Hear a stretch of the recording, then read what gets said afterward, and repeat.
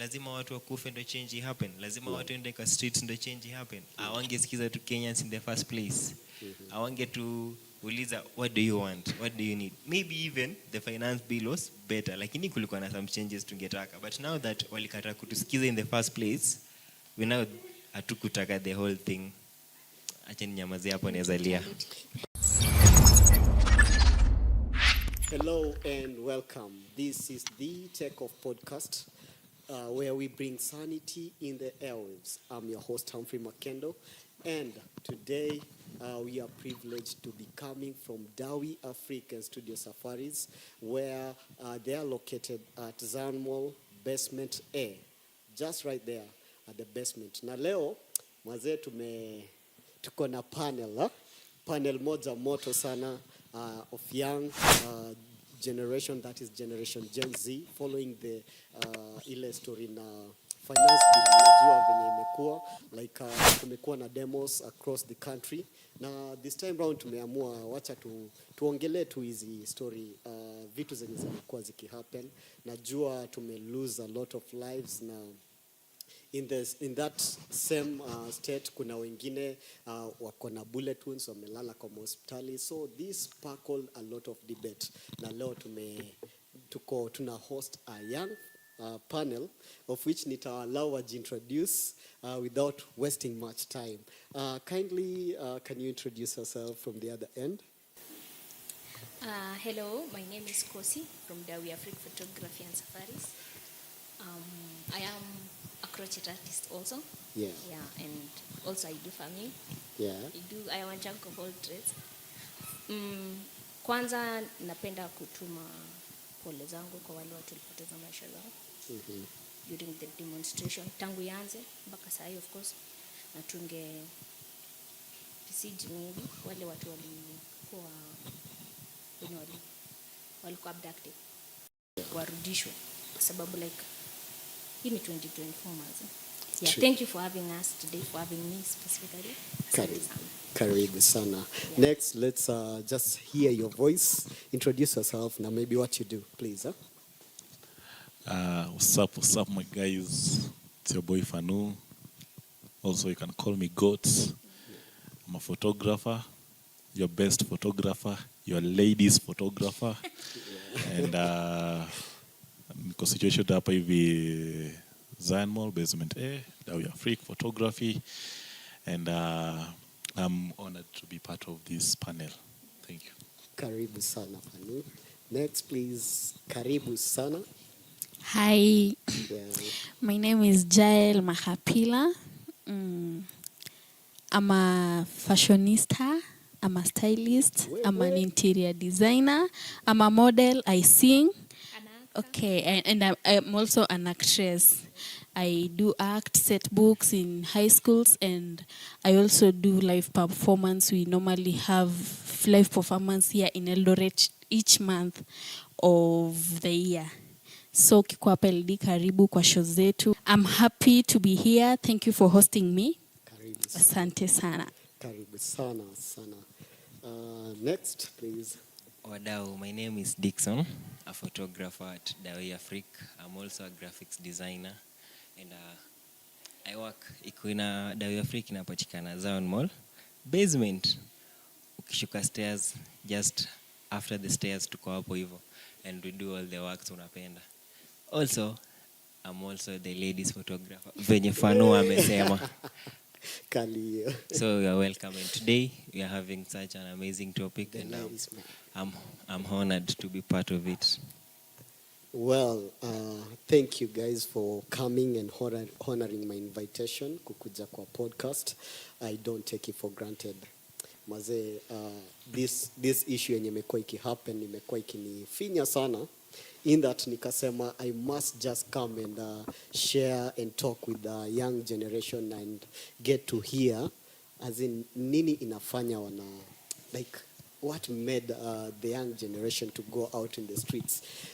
Remember, the Generation Z are the only is the only generation that stood out during these protests, wakireject mambo na finance bill, wakasimamisha nchi nzima, yeah. Na apart from that, mpaka prezo akawasikia, mazee mko na nguvu.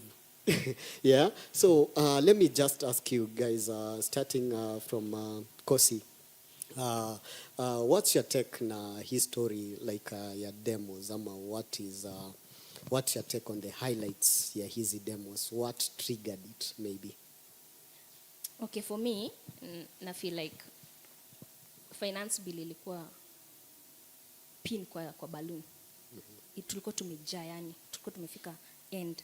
Yeah. So when finance bill ilikuja, ilikuwa tu yo pin kudunga tu yo balloon even ikafika hapo. We were tired. Tumekuwa so tired kwa sababu of the fact that pesa yetu hata ina nguvu tena, ina value in any way. Uko na 5,000 huwezi nunua, huwezi tumia made anything, huwezi jinunulia anything, huwezi invest. Yeah. So it's like all we do ni from hand to mouth, sisi wote. True. It's not like au mavijana hata ile makibarua kidogo kidogo unaenda unafanya hapa na pale. Unapata hiyo pesa haifanye anything at the end of the day. So as a generation, I think tulikaa na tukajiuliza tutaishi hivi mpaka lini?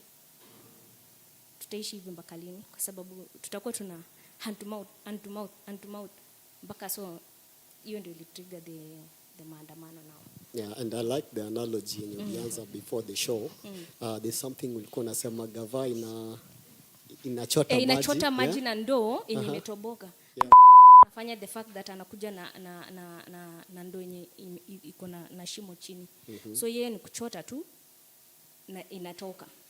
Anachota na inatoka. So haitusaidii hiyo pesa na inatu affect sisi kama wananchi. Yeah. To grow, I grow economy yetu. Hakuna assets inafanyika. Yani liabilities tu ni vitu za staria wanafanya na kujilimbikisia na familia zao. Yeah. Dickson, sijui, what's your take on it? Okay, me talking about the finance bill, ningesema these kids on the streets ni the same kids walipoteza friends, family, relatives kwa hiyo clashes ya 207. The same kids wako learned, they understand everything. So kuwadanganya na kuwachotea maji na ndo imetoboka, I make sense kwao. So how kukuja kwa streets ilikuwa through the pain, walikuwa na feel venye maisha ina handle. But now it's not their fault, it's the government's fault, because easy taxes, wanaongeza tu taxes, but in return sisi kama citizens hatupati anything. Ingekuwa wanaongeza tax tunapata free education, wanaongeza tax tunapata free healthcare. Yeah. Na bado hata kuna healthcare system ya NHIF, ukienda kwa hosi still you have to pay some amount, but still wanaita NHIF.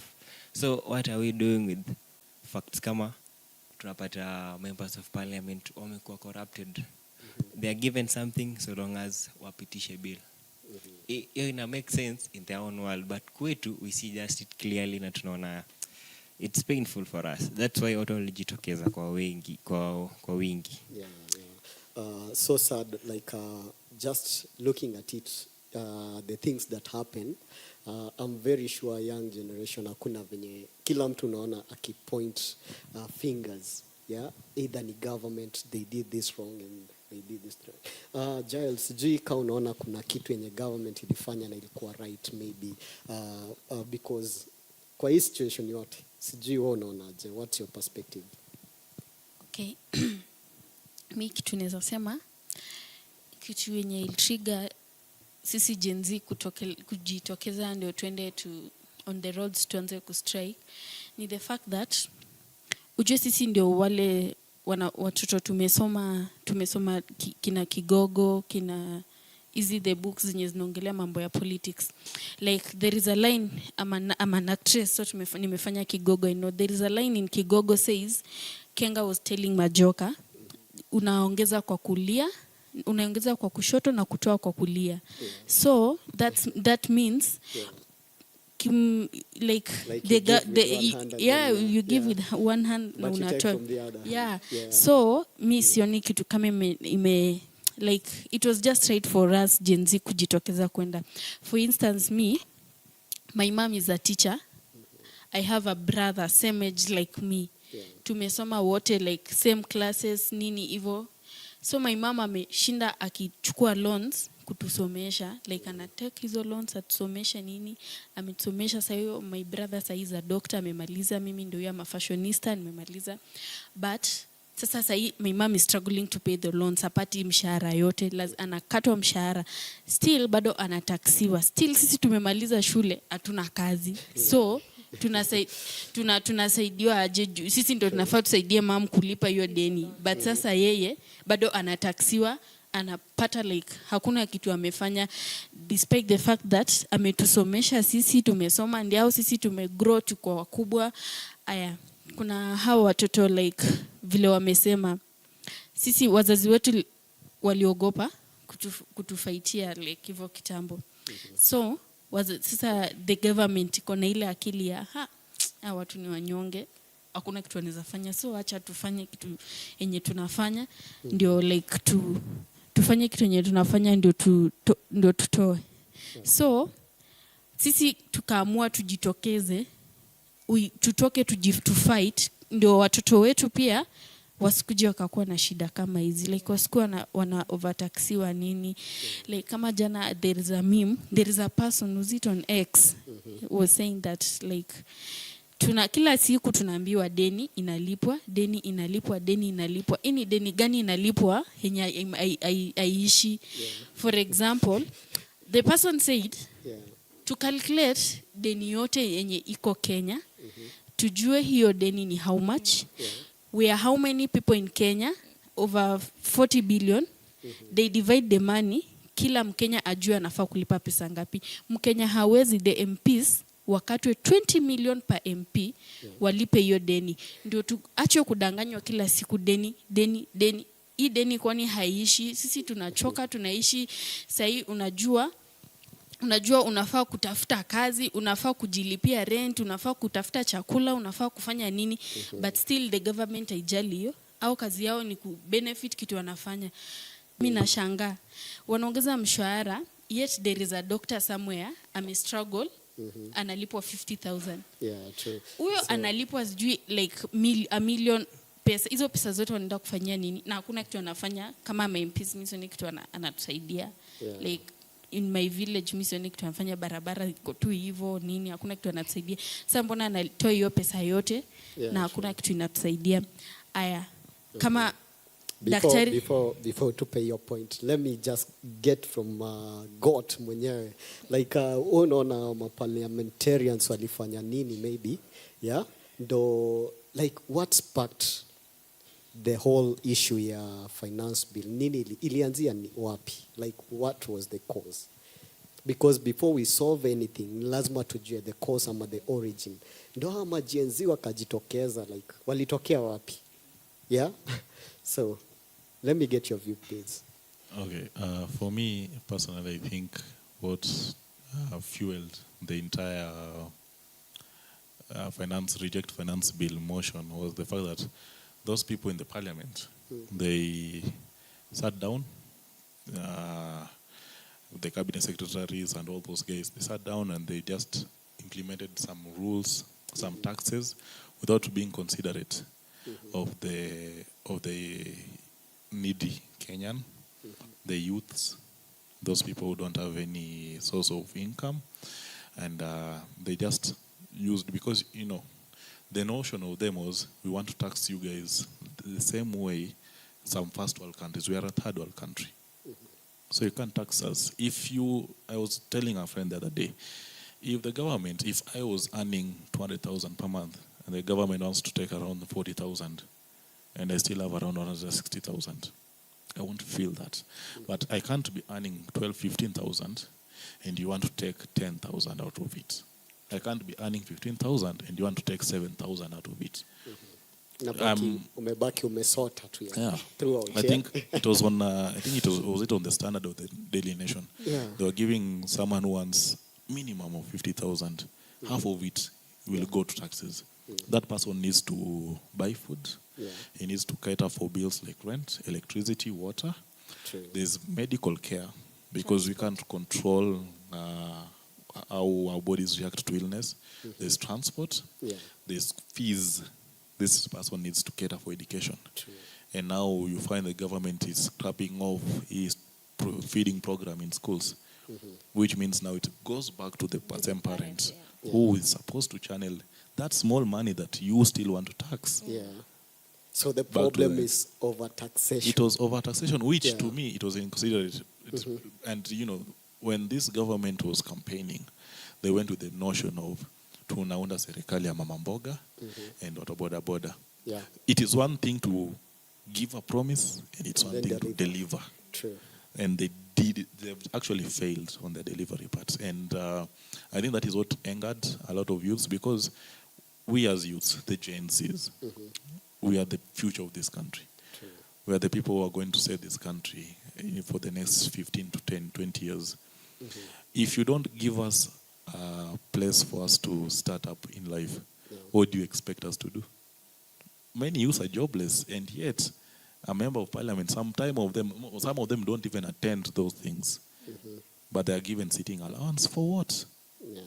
Why will someone go there on a monthly basis, and then every term they need to buy new cars and everything? Yeah. Why don't you just channel? If at all we'll go back to the factor of leadership. A good leader has the spirit of servanthood. And if you have the spirit of servanthood, you need to consider first. You can't tell us you want to impose taxes on us, and once you say, okay, we are not going to sign this bill, just a few days later, you are saying now we want to increase our salaries by 14,000. Yeah. That 14,000, doctors were striking the other day. Give that money to them.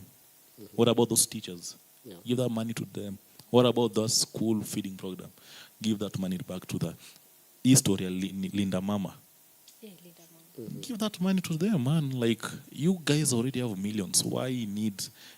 I feel now why people call them MPs. Yeah. Yeah.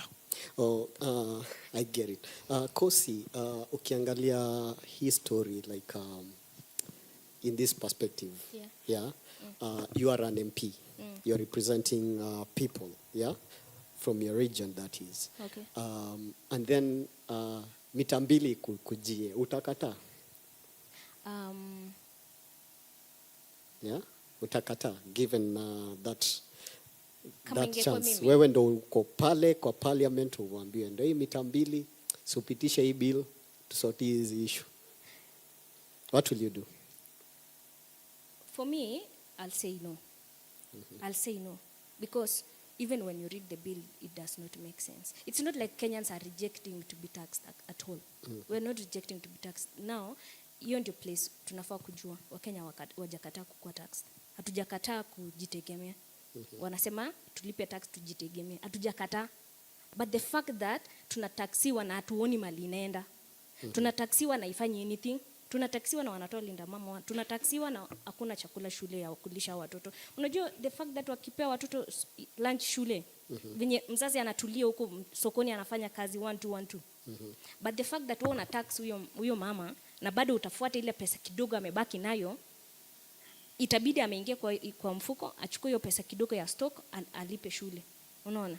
Kumaanisha tena biashara itarudi chini.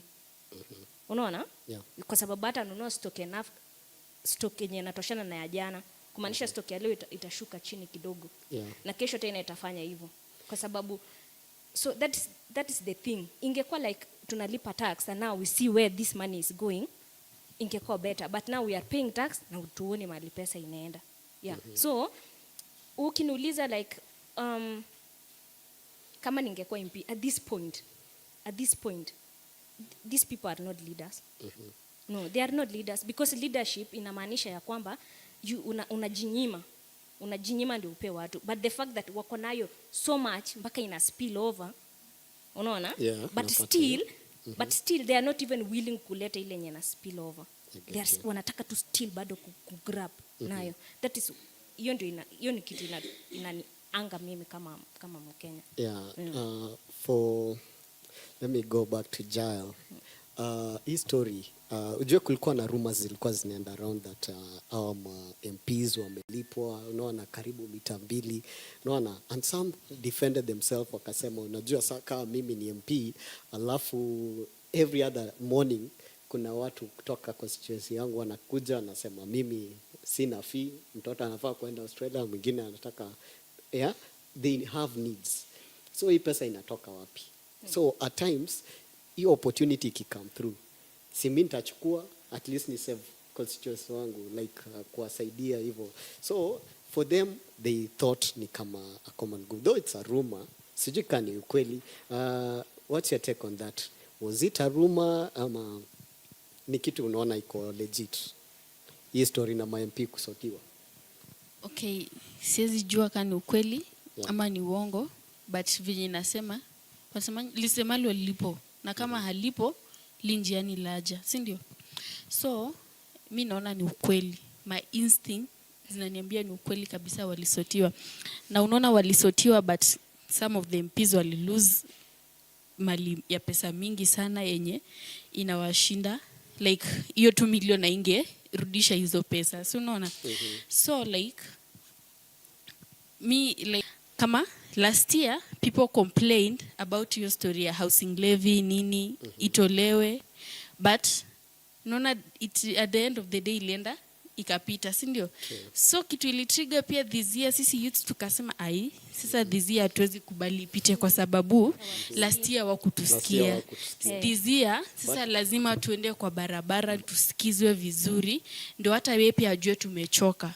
Kwa sababu vile Kosi alisema unachova tax but atoni kazi. Mimi sikatai kutaksiwa. Ukini tax pesa at least nione Linda mama iko, wa mama mtu akienda like anaza for free, akijifungua anajifungua for free. Aya, mtu akienda kwa akienda school fees, like mzazi alipe school fees, kuna hiyo feeding program for free nini. Mimi hatuwezi kuwa na shida at all, like at all kabisa, like kama hizo vitu zote zinafanyika. Lakini why do you overtax us? Lakini hizi vitu zote bado tunalipa, you know, inatuumiza sana. But let me niende kwa Dickson. Now that mnasema like our MP wameshinda wakipitisha bills zenye ni kazi hazitufavor sisi, unaona. So Dickson, let me just take you back. Our MPs tumeona wakikamna do, yeah? Kama wewe ni footballer unapata kuna game inachezwa mahali mnamwagiwa do pale, unaona, na ni millions inakuja inasaidia vijana kwa kwa ground and then kuna wengine utapata kama ni church inajengwa, because I know you guys mnaenda church, wengine wanaenda wengine waendi, but kwa wale wameenda church tunaona hao MPs wanakamna do wanatujengea ma church. Don't you think hiyo ni sawa, because at least bado pesa inaturudia? MPs coming to churches, sponsoring football players, that's not our guarantee, that's not our problem, because they're not doing it from an honest But heart. ni pesa yenye imewarudia. Yeah, but they're not doing it from an honest heart. Yeah. Wanafanya to please because they want to be there for a longer time. We vote them in next time. And talking about MPs being given something to say yes to the bill, I feel like, yeah, they were given something. So because how can an MP ametulia tu, unaona your citizens wako kwa streets wana protest, but you still vote yes to the bill? That means kuna motive behind your yes. And now the MPs now had two decisions to choose. It's either the 2 million or the trust of the people. And most of them only choose the 2 million. Say they don't have the trust of the people. So we are waiting for them on the next game. Yeah. Yeah. True. And then you've seen watu wameharibu properties za MPs. We don't because that's the same money you stole from the Kenyans. That's the same money the government is financing you to do the development in your area, lakini you want to develop your own world, your own place. Yeah. So about the security of the MPs, umeona venye mambo ilichemuka kidogo. I can say wachukue hiyo pesa wanapewanga ya hongo, they provide security for themselves. Juu from an honest opinion, wanatubebanga tu fala siku ya campaigns, and then sahi they are no longer representing us. They are not representing our interest. Wana represent the government. Gawa ikisema tunapitisha hii bill, the MPs walifuata huko wote, because they are no longer representing us. Now it hurts us so much. Yeah. For God, sijui tukiangalia history like let's look at both sides of the coin. Yeah. Unataka kusema MPs kuna kitu mzuri wamefanya maybe kwa zile places wanatoka, maybe hizo ma CDF. Watoto wapati zile tunaitaje hizi bursaries. Situmuona wakipeana bursaries, yeah? Na hii ni pesa from the taxman imeenda national government na ikarudi, unaona, ikarudi mashinani. Don't you think gava at least wametry? Wona warza rate aje 1 to 10 maybe? I rate the government from 1 to 10. Yeah. I'd give them a score of 0.1.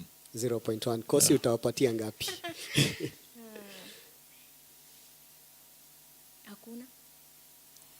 Wow, that's intense. Sijui utapea ngapi? I'll give them a painful one. Yeah. 1. 1. Hey, mazee mko bita na hii gava. Aha. Giles, sijui utapea ngapi? Hakuna, nothing. Hakuna kitu. For me I think okay, gava wametry. Ni ile maybe hawaja kwa because it's only two years down the line ndo wameingia government, unaona, na at least for the first time mwana dola ikapanda. Ama nyinyi mlikuwa mnaishi country gani maybe? Yeah. Ija to Unajua, benefit. let me say this. Yeah. Let me say this. Yes, Kosi, please. There is this, wanasemanga panya inauma na inapuliza. So when you give me 1 and then you take 5 from me, what is that? True. Hiyo ni panya imeuma na ikapuliza. It is, of course, I appreciate him for that. By the way, that's a great thing amefanya. Like hiyo kubalance hiyo nini. But kuna a lot of things I make sense. Kuna a lot of things I make sense. Of which hata tukisema sai kama YouTube tukae chini na tufuatilie. Like I make sense totally kwa sababu kama sisi kwenda Haiti. Hatuna relationship yoyote na watu. We have no relationship. Hata before like hata sisi tuanze kusikia sijui nini hatukukuwa na relationship at all. But you Alafu another thing when they were passing the finance bill. US serikali ya US ilikuwa iko hapo ikiona sisi tukiona ni 2024 like tunaona kabisa what is happening. It's insulting to us as a people. Yeah. Kwa watu wengine kukuja kukumanage. Yeah. Kumanage you when you kama sasa wewe kwako kama wewe ni mwanaume alafu mwanaume mwingine anakuja kwako anasimama akikuona wewe ukifanya kazi za shamba zako. But at the same time mkiangalia si wakati our president alienda states, yeah? Si alileta goodies. Yeah? Hiyo pesa yenye ili come through like Amoni like in make sense, huh? Can I have something to say? God please. I am someone who loves American films. Yeah. Someone who watches those films a lot. Yeah. And if there's something that you need to learn about Americans, Yeah. they were colonized, yes. But now they want to colonize the entire world. They want to be that superpower. Yeah. And how do you become superpower? You take something from that person who doesn't feel strong enough. And and this narrows down to the analogy where a girl knows this guy is desperate about me. And now she'll just tap on that. Yeah. You'll just be there. She'll just give you what you want, but you'll just be tapping on that. And now that is what America does to us. And it's shameful enough that our president went there and got some few goodies and came. If at all he got those goodies, what work are the goodies doing?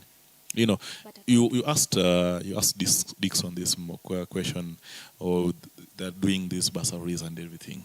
Yeah, they're doing those bursaries. But how much money do we hear that is being exploited?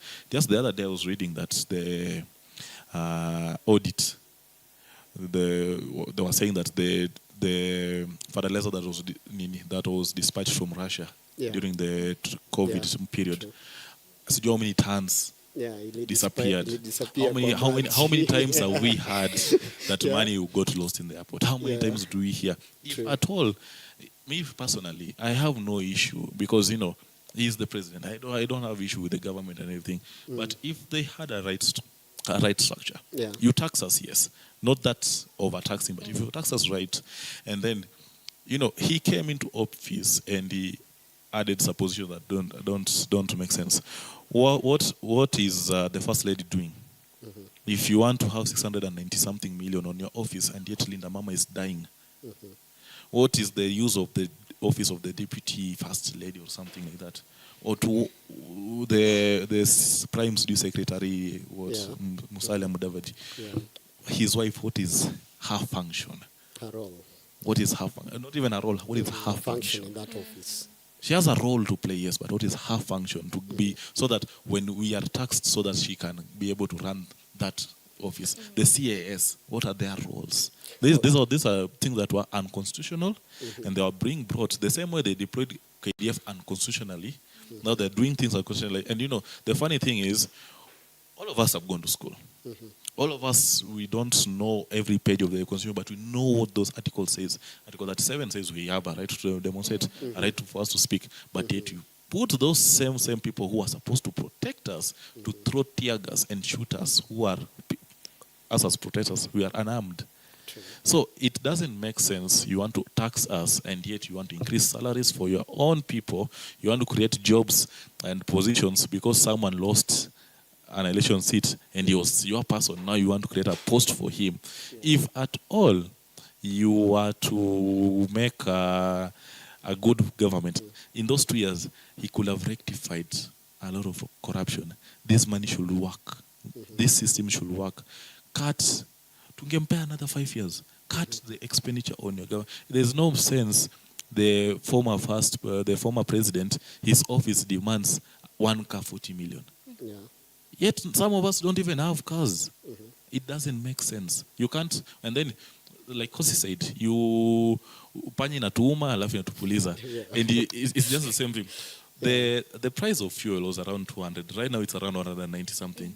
That it blinds you to the fact that it used to be around 80 something just some few years ago. It used to be 100 and something just a few years ago. But the analogy is, add 100%, cut it by 5%, they won't see that 95% increase. Yeah, true. Yeah. Let me go to Jael. Hizi demos zenye zimekuwa tukiona ma protest. Hawa vijana walikuwa wengi. Yeah? Like that is Gen Z wote, like kiangalia, like population ni kubwa. Na walikuwa wapi? And who voted this government in kama si hawa Gen Z? Okay. Mulikuwa wapi? Mi kitu naweza sema, Yeah. mimi naweza sema makosa nilifanya sana ni kuvote, si kuvote. And do you think hawa vijana wako na voters card kwanza? Na ndio maana Ama wanateta tu? most vijana pia wakuvote Yeah. last election, and that's the mistake, na it's good wamerealize mistake walifanya. And ukisikia sahii watu wengi wamesema next mimi hata nishasema next time nitajitokeza kuvote so that I can vote for a good leader. Na huyo leader asipokuwa pia mzuri tutamtoa. Yeah. So sahii we want a good leader. Hatutaki leader mwenye atakuja hatuimbie, atuchezee, atuambie sijui nini, kutudanganya nini, na sisi hatuoni kazi anafanya. Kuna kitabu inaitwa The Samaritan. Yeah. Inafanywa the current students wanafanya in high school. Yes. The Samaritan inaongelea, yani unaona the whole situation ya sahi Kenya inaongelelewa kwa hiyo kitabu inaitwa The Samaritan. So I'm pretty sure those students pia wakitoka huko ndani watakuja waone hii story pia inaendelea. Alafu pia wataona pia like it's good to speak up so that next pia election watakuwa wamemaliza next election, tuende wote tujitokeze to vote for a good leader.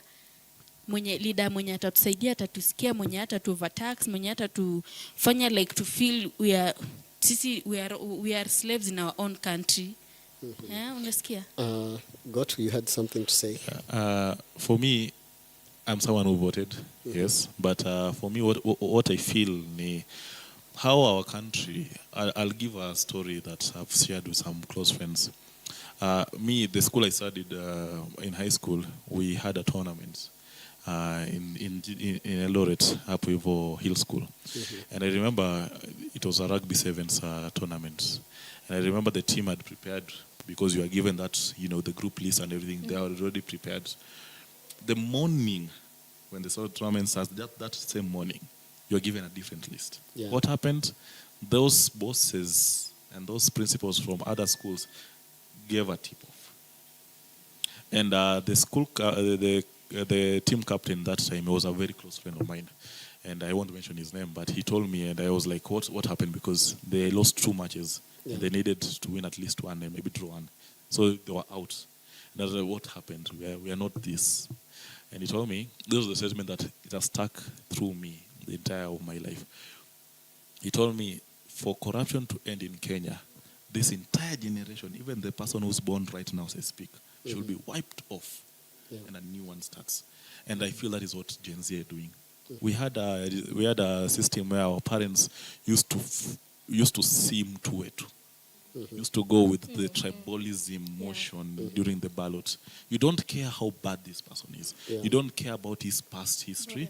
But because he's someone from your tribe, from where he represents, that MCA in your area yako. And finally, once you've elected him, you won't even see him for the next 5 years. He will come back after 5 years, give you some few goodies, like what US did to us. And then after that, you'll now want to go, but you'll just, because ni mtu wetu, acha mtu wetu baki hapo hivyo, you know. But that is an analogy that is, now we see how much it is hurting us. Yeah, true. On that note, Kosi, like hii story na mtu wetu, like mtu wetu syndrome, it has imeanza kuemerge tena. What's happening?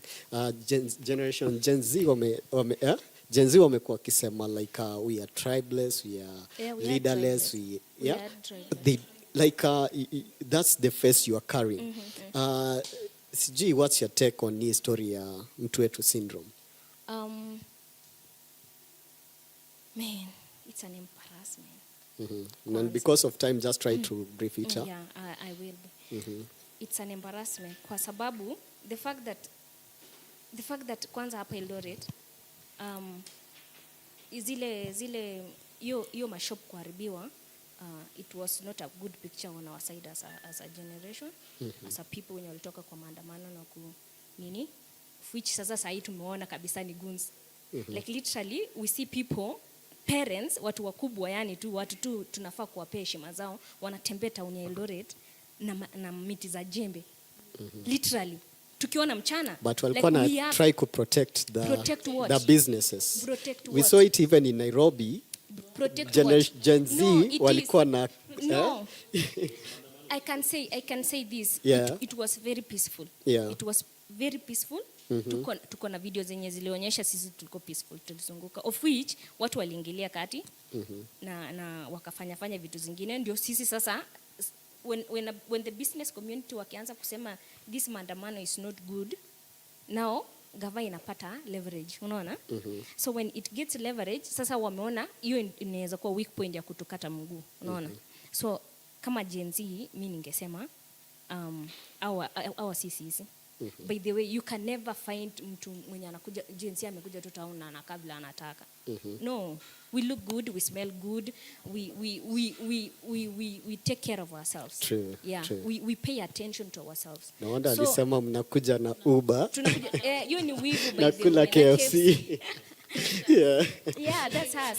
So yes, I can say that for a fact. Yeah. Like hiyo imeisha na wakati, by the way. They cannot. But by the way, nimeongea na a few older people. Na nimeona mentality yao still bado wako na mtu wetu. I voted in for this government. I can say that for a fact because I bought into the fact that the manifesto they were selling to me. Yeah. Wakiniambia kwamba mama mboga, wakulima. So if you say for example mkulima, I will do this for you, na uniletee fertilizer yenye ni half the sack ni mchanga, half ni mbolea. So hata sijui kama hii mbolea kweli ni legit ama ni vitu umeweka kala yenye inakaa mbolea. Unaona? Yeah. So the problem with the government is they tell you one thing and they do another thing. Totally different. Hata wakupay 60% of what they say. Akikwambia leo nitakununulia sukari. Trust me, hata chumvi haiwezi kukupea. Yeah. Literally anakutoka ni kama you did not communicate with each other, like ni kama yani nyinyi wawili hata mjuani. That is like what I'm saying. Can I add on that? Yeah, Yes, Dixon, please. The government promised us peas and now they are giving us wheat flour. Okay, now secondly, the the government even doesn't care about its citizens. Ukiangalia after the protests, ukiuliza the government, when I say the government, you know what I'm talking about. Ukiuliza the government, how many people died? They're not sure of the number. Secondly, the government was asked, a kid was shot with 8 bullets. What can the government tell the mother of this kid? And the government asks if the kid is alive. Right? Is it a joke? Is it a... Insult. Which scenario is this? It's an insult to the family. Yeah. And that shows clearly they don't care about us. What Yeah, they care about is... And again, do people have to die for us to be heard? No. I think I don't need an answer to that question. You don't. Okay, on the to side- add on that, Okay, naweza please. sema, the government made a huge mistake for appointing the CS. For example, this years of agriculture, I don't know, Linturi, unaweza pata Linturi hakuenda shule kusoma hata ajui anything about the agriculture, Yeah. but he's the CS of agriculture. Yeah. And that's where wana mess up vitu kabisa. Unaona? So the government appointed politicians badala ya kuappoint the right people kwa those seats. So unaona? Alafu hapo ku-add for hiyo yenye umesema mtu wetu. The other day my dad called me. My dad is a bishop. Alikuwa ananiambia ati you know these things of Gen Z ni mapepo sijui nini. I want to anataka kuwaita nyinyi wote kwangu. We are only 3 kwetu na Gen Z kwa hiyo kidogo. Gen Z kwa hiyo nyumba ni watu wawili peke yake, me and my brother. So he was saying that hizo Gen Z ni mapepo sijui I want to pray for you. You know, I told him that ukishasema hivyo that means you are supporting the government. But tuliona on screens, proudly sponsored by Illuminati and Russia. So, yes, ya mapepo ama No, wapi? let me tell you, hakuna hapo mapepo. For example, mimi hakuna mapepo ilinisukuma kutoka kwa nyumba yangu, Yeah. niende kwa street, niende kwa barabara. Ni mimi mwenyewe niliamka nikaenda kwa barabara. So hapo hakuna mapepo. So nikamwambia babangu aje, nikamwambia unaona dad, kama we bado unashinda, nilimwambia kama ni hivyo ndo nataka tuishi. Yeah. Mimi nikamwambia nitatuma watu wakusalimie. I told him that. On that note, kusalamia watu. Mbona mnasalamia watu? Mbona mnaenda kusalamia watu? Kwa sababu anaongea bullshit. Mmefanya MPs wameogopa, like even they can't go home. Wanataka hizo greetings in person ama kwa simu. Yeah. Kusalamia watu. For me, nataka nisalimie wengi kwanza. But, I don't want to mention names, but there's one name I'm very, very tempted to mention. Yeah. And that is You're a lady. I don't know if you're a mother, but you're a lady. And that's the first thing I'll say. I don't want to say the names I want to say, but you're so inconsiderate. And that just says a lot about all those people we elected. Najua, those MPs are not scared. They're scared by the fact that they now realize we are the people. Yeah. This is a democratic government. This is a democratic country. And it's a government to the people, for the people, by the people. Now, that by means us, which means we are the ones who go on that election period. We vote them through, we elect them, and we say, this is someone we want them to represent us. Now, if you go and represent us and then you vote yes to something that you know is going to hurt me, someone who voted for you, even if I didn't vote for you. Yeah. You know, at the end of the day, so at some point, I usually wish we could have like a Trump in Kenya. Because Trump, when he got into the office, he was like, why people want to put all this money to build me an Air Force One? I already have my own private jet. Let me just use that. I wish these people already have made money for themselves. Why can't you just give the Kenyans the pizza that you offer them? You can just give us that raw pizza without any toppings, but just give us the pizza that you offer us. Because you can't tell me, you'll come and have campaign and tell us, oh, nita make sure mama mboga, nita make sure watu wa boda boda, nita make sure sijui wafanye nini, wakulima. Me, I'm not a farmer, but I have friends, because he's one of them, wenye waliuziwa mchanga. You can't tell, and then an audit comes on later on, and wanatuambia, oh, you know, you guys, by the way, there was some tons, not even kgs, there was some tons Yeah. that was nini. Yeah. NHIF, how many scandals have we had about So Gava NHIF? imekuwa scam in short. Gava has been scammed, and this problem still narrows down to our parents because the basic unit for any society is the family. Yeah. And our families failed us. Our parents have failed us Yes, kabisa. miserably. They have grown us, and you find now we have parents who don't even beat up their kids. Why? Because we were brought up in a society where you have to fear your dad, you have to fear the policeman, you have to fear the government. But that is not how it is. When you go back, I'm a Christian. When you go back, God, we fear God, but He's loving enough we can talk to Him. Yeah. But you can't tell me I walk around across the street fighting for my own rights, and then someone wants to point a gun at me and shoot me, and I'm unarmed. What message are you passing? And for me, I was so happy that my sisters and my siblings, they were watching that news. They are younger than me. I didn't force them, but I wanted them to see, because this is what we want as a country where the people's voice is heard. We are felt, we are seen, because you can even see Ghana now using the example of Kenya, because we had to change this. Huwezi niambia hapa hivi mzazi anakosema ati ni pepo. What pepo? And it is you, out of your own ignorance, out of your own illiteracy, because sad enough, some of our parents didn't go to school. Out of your own illiteracy, you now sit down and say, this is my person. Acha nieke umutu kwa hiyo kiti. Sitaki kuruliwa na kabila fulani. That is stupidity. And now that stupidity is hunting us, and it is killing us, and it is killing our futures, the Gen Zs, because some people are seated there in those high office and they are fattening their pockets. Because of time, tungeendelea kuongea, but naona producer ananiambia. Tuongeze time ama tusalimie producer. Producer tasalamia. Wacha niseme kitu kwanza. On that note, tuki wind up, utanipa as a parting shot. Kitu yenye nilikuwa nataka kuuliza ni hivi, like what lessons have we drawn from all this for the last 2 weeks in this protest? Kuna vitu tulifanya right as Gen Z, na kuna zile vitu tulifanya wrong as Gen Z, na pia kuna vitu zenye government ilifanya right as a government, na pia kuna zile zenye zilifanya wrong as a government. So ukimalizia with your parting shot, please. Okay. Kosi. 2 weeks. Imekuwa incredible in the fact that tumeona anything is possible. If we decide to do anything, we can do it.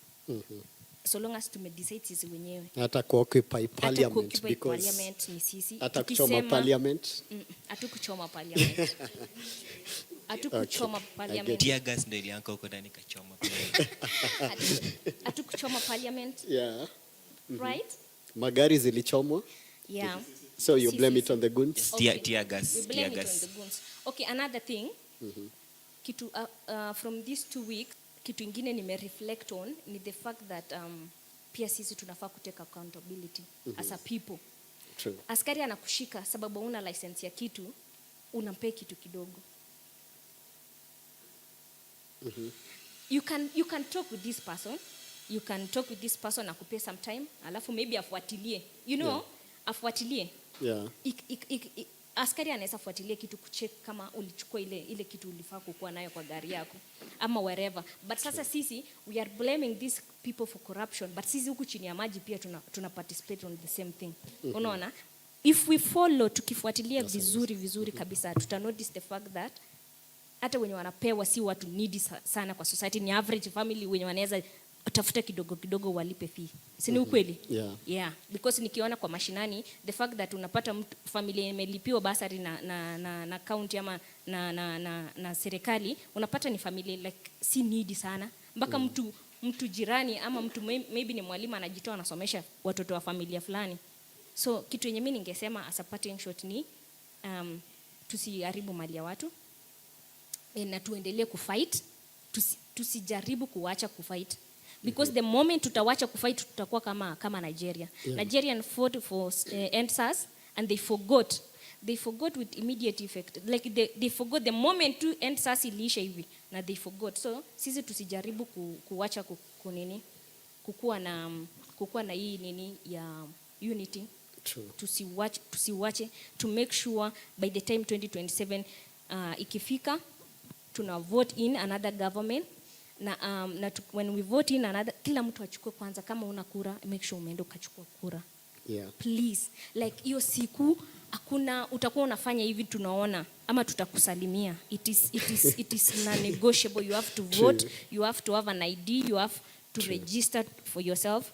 Alafu sasa saizi the thing ni tunataka kufanya kama youth to make sure kabisa tume rectify nini yetu government yetu in terms of corruption in these 3 years. By the time anatoka tuna make sure amenyorosha serikali, hakuna corruption hata moja, so that when the next government is coming in inajua exactly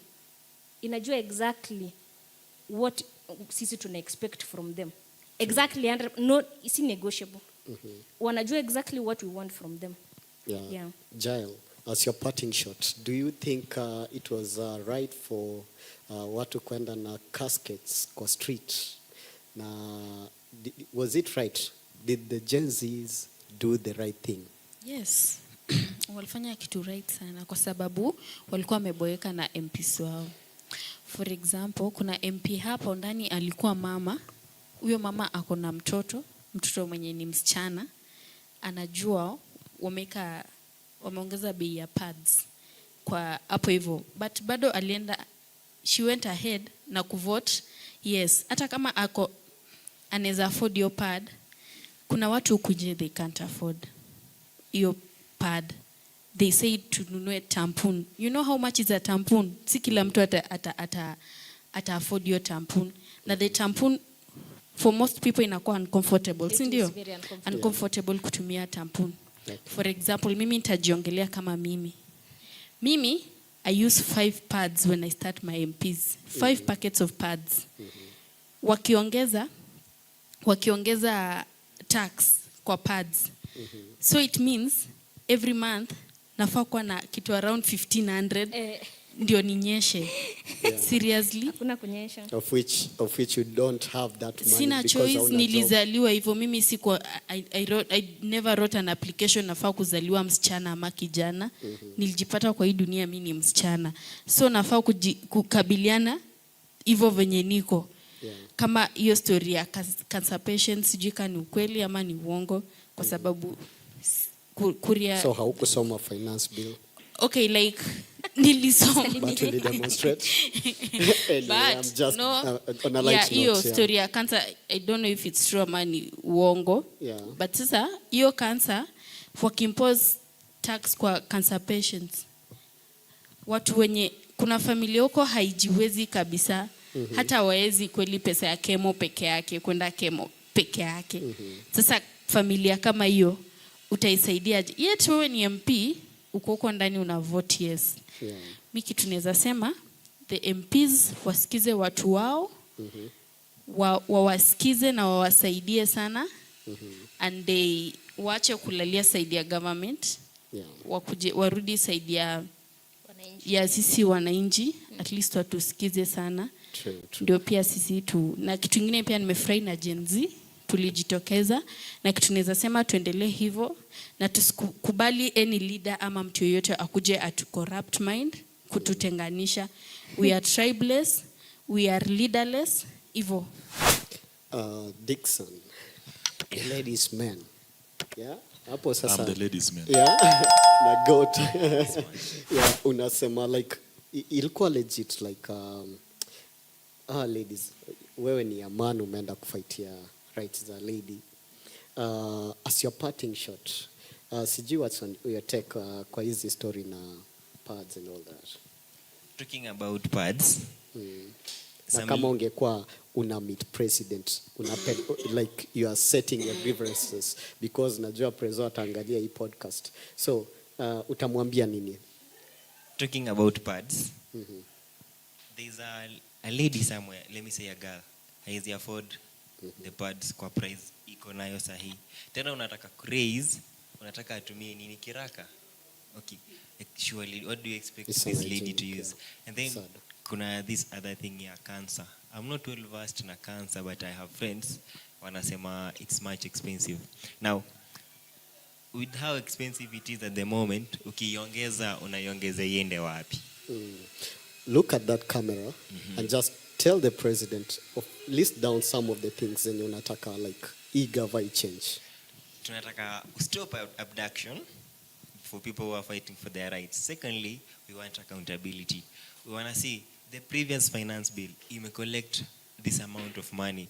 How has it been used? And also the president, ukisha allocate pesa kwa ministries, angalia imefanyika aje, kulienda aje. Usi allocate tu na unawacha the MPs watese nayo, wakuje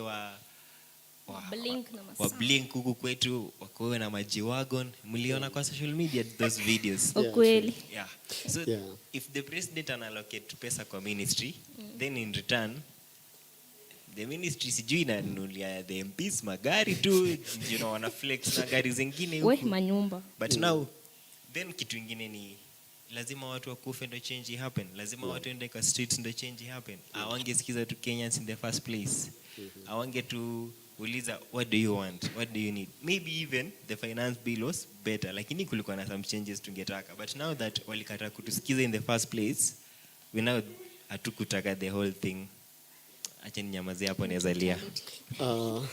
Forgot, sijui tambia nini the government, like this being a panel ya Gen Z, like if you are given a chance to list down the things, utasema nini as your parting shot, please? Okay, I'd like to say a few, but producer, please add me some time. Ama nitakusalimia wewe pia. Sasa, kwanza first of all, I wish you asked me your swali a man going to protest on a right of a female. I have a mother. I have sisters. I have a significant other. I have friends. I have colleagues. And the funny thing, just before we started this podcast, I got a call and they were like, the other time, how much did you buy this pad? And I said it was around 70 shillings. Mbona sai naona ni 115? And I was like, whoa, that is a whooping 45 shillings increase minus the finance bill.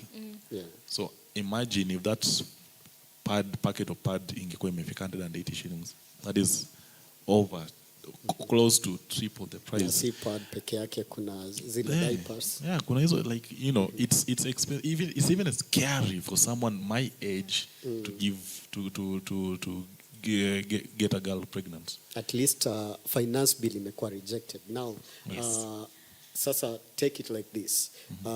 The way forward, like kwa Gen Z, what's the way forward for them? What do you advise them? How should they conduct themselves? Before even advise the Gen Z, I want to advise the president and his puppets. Number one, be a man. Stop being a coward. Stop imposing KDF on armless citizens. Number two, listen to the people who voted you in. Them being the millennials, the Gen Zs, listen to the people who voted you in. Be a leader. Don't be a dictator. Deliver on the promises you made. Huu mama mboga ulikuwa unamwongelea, huu msa boda boda ulikuwa unasema. So just do what, like for me, the president, the least he can do right now, cut that budget from your government. Just wait down, kabisa. Just wait down. Those are necessary posts can you come create for your friends, just cut them. True.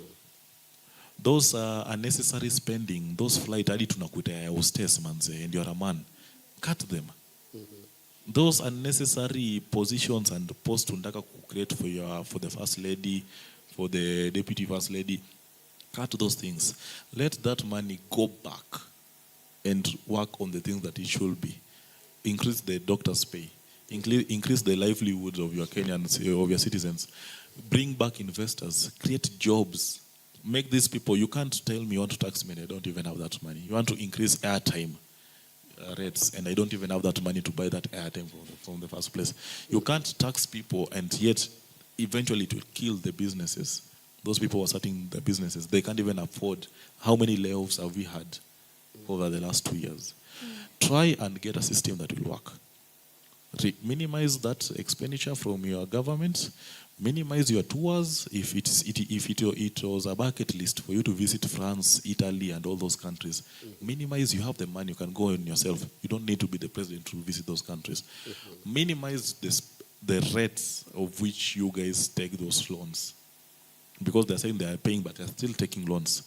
Minimize all those. Once we minimize vitu zote, na this is the word I'm going to use, taka mingi mnatumianga kufanya, and this unnecessary spending, unnecessary buying, unnecessary showing off. Because you can't tell me, mimi venye niko sahi, an MP is flaunting venye ameenda club, spend this amount, wamenunua these cars, they're living in those houses, and yet that money ukieza me, if at all ningekuwa the president right now, trust me, kesho asubuhi ningeamka tu niseme lawyer MP 100k, hiyo extra 900k inarudi back to service loans without any. Kama wewe unajua nilikopea post kama CS, job imeisha man, imeisha tu immediately. Thank you. Try and I know time imeisha. Try and be stiff, but benefit the people that you have who voted you in. And now to the Gen Zs, manze, wase wangu bana. We have shown that we are a voice to be heard, a voice to be reckoned. Let that unity continue.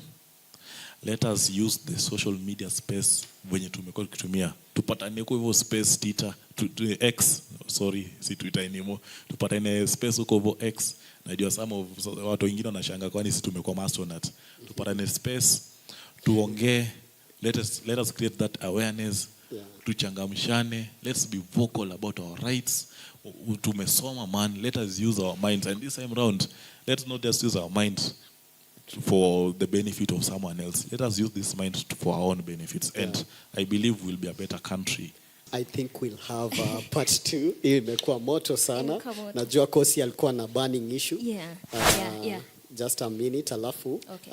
On that line nataka nipatie kila mtu nafasi tu ya kujimarket what you do, yeah, and then after that we'll wind up the show, please.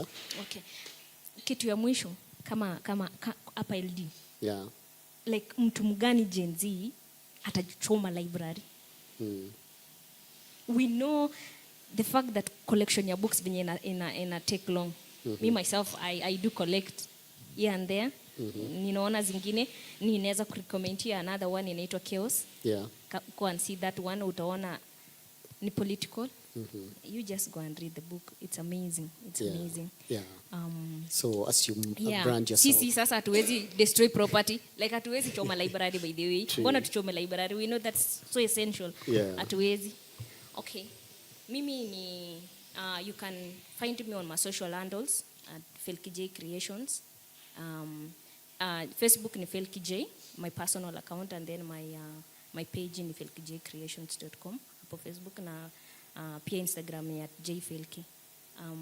Hapo utapata everything details, and then you can see my product na shona vitu kama hivi. Yeah, kai yenye umevaa, nice one.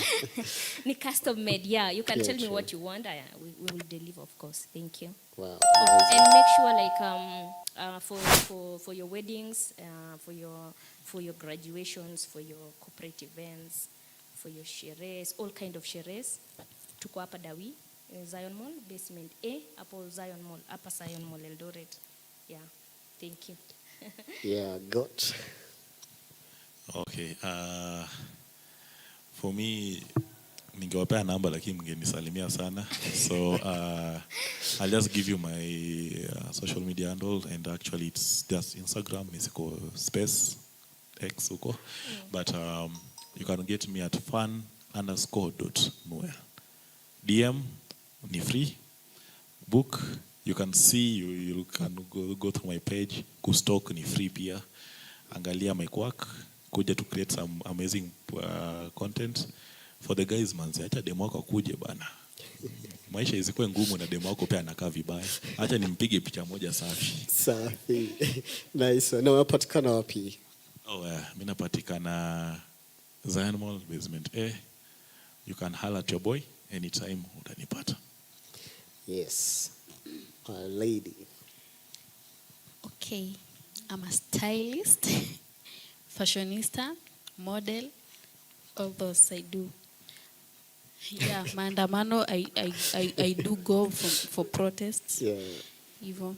So you can find me TikTok, Jael Mahapila _123, IG Jajay _24, Facebook Jael Mahapila. Then acting, you can book us, set books with the Champions Production. TikTok Champions _KE, Instagram Champions _KE, Facebook The Champions Production.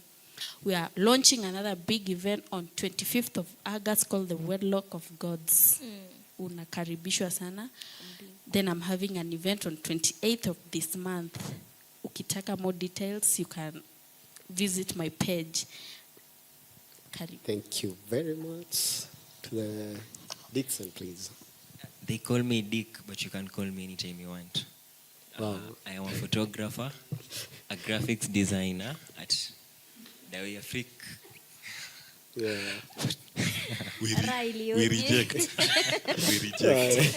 I like that. Yeah, you know what they say, we reject, erect. So you can find me on social media pages zote, you find me at Dixon Photographer.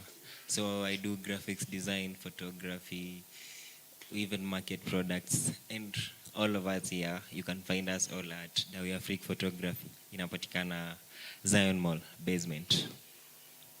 Well, there you have it, folks. This is the Tech of Podcast coming from Dawei Afrique. This is where we bring sanity in the airwaves.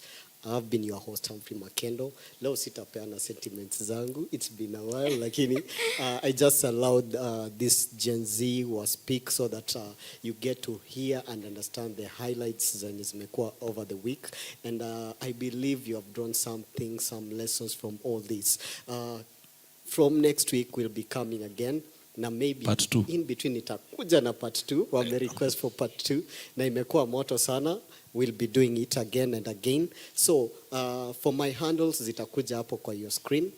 You can find us on the YouTube page, that is the Tech of Podcast. Na kando na hiyo, we'll be coming live sasa. Next, tutakuja live. Behind the cameras, tumekuwa na a very wonderful crew.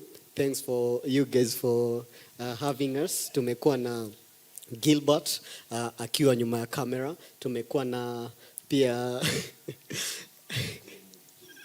Raymond. There's something he's doing, something fishy behind the camera. Ndo maana imebaki nimecheka. Mwona crew akicheka. Tumekuwa na Wilbert, who is our producer behind the camera. Na I really appreciate you guys. So see you on the next one. We are out.